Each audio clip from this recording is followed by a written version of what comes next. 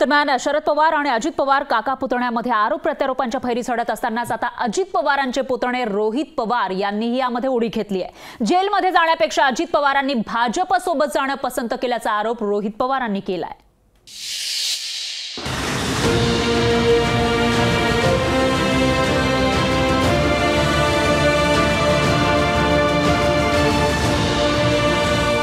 जेलला जाऊ नये म्हणून त्यांनी तिथे तो निर्णय घेतला आणि बीजेपी बरोबर जाऊन बसले। राजकारणात असूनही कोणत्याही कुरबुरी नसलेल्या पवार कुटुंबात आता खऱ्या अर्थानं आरोप प्रत्यारोपांच्या फैरी झडू लागल्यात। अजित पवारांनी सुप्रिया सुळेंवर जाहीर टीका केली होती। शरद पवारांनीही अजित पवारांना सोडलं नाही। शरद पवारांनी अजित पवारांना खडे बोल सुनावले।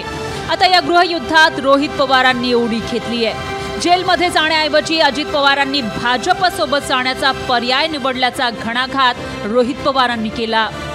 ते जेलला घाबरले असले तरी आपण तर जेलला घाबरत नाही।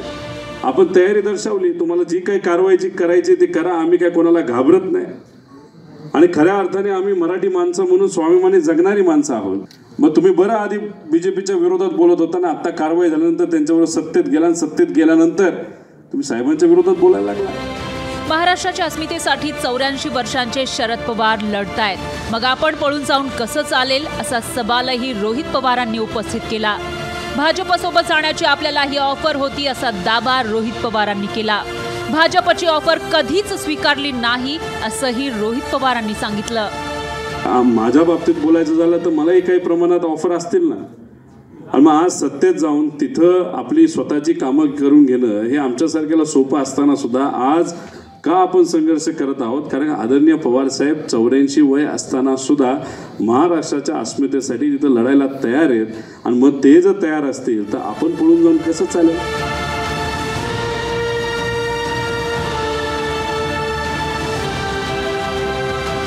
शरद पवार आणि अजित पवार या काका पुतण्याचं शाब्दिक युद्ध सुरू झालंय।